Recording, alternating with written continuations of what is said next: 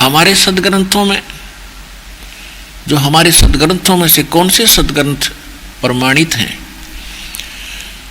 प्रथम तो सूक्ष्म वेद है।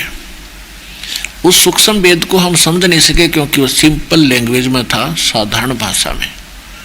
परमेश्वर कबीर जी के द्वारा दिया हुआ कबीर वाणी, कबीर सागर, कबीर बीजक, ये परमात्मा का सूक्ष्म वेद है। उसके साथ साथ जिन महापुरुषों को परमात्मा मिले, उन महापुरुषों का अनुभव की वाणी जो आंखों देखा, वो सूक्ष्म वेद का अंश है।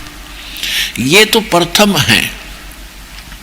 उसके बाद चारों वेद ये प्रमाणित सदग्रंथ है भक्ति मार्ग के, और फिर श्रीमद् भगवत गीता।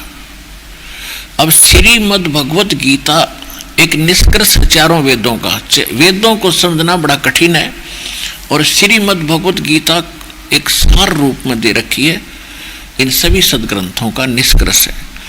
और कोड वर्ड ज़्यादा है क्योंकि किसी बहुत बड़े विवरण को और थोड़े में किया जाएगा तो उसमें सांकेतिक शब्द बहुत लिखने पड़ते हैं।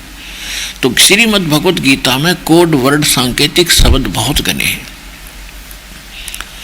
तो श्रीमद् भगवत गीता में जो साधना वर्णित है, और जो फिर उसमें ये कहा है कि ये मैं जो बता रहा हूं ये कंप्लीट नहीं है, तो चौथे अध्याय के 32वें श्लोक में जो सच्चिदानंद घन ब्रह्म ब्रह्म ने मुखे कहा है, वो सच्चिदानंद घन ब्रह्म, उस परम अक्षर ब्रह्म की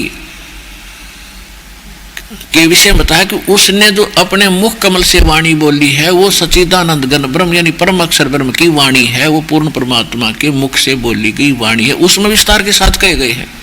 तो गीता ज्ञान दाता कह रहा है कि पूरी विस्तृत जानकारी भक्ति मार्ग की तो वो उस तत्व ज्ञान में है जो परमात्मा स्वयं आकर अपने मुख से बोलता है। और गीता अध्याय नंबर 4 के श्लोक नंबर 34 में कहा कि उस तत्व ज्ञान को जो भगवान खुद आकर बोलता है, एक लीला करके चले जाते हैं, उसके बाद उससे परिचित कोई तत्वदर्शी संत मिले, उससे जाकर वो तत्व ज्ञान पूछ, मैं नहीं जानता उस पूर्ण परमात्मा की यानी पूर्ण मोक्ष के मार्ग को मैं नहीं जानता।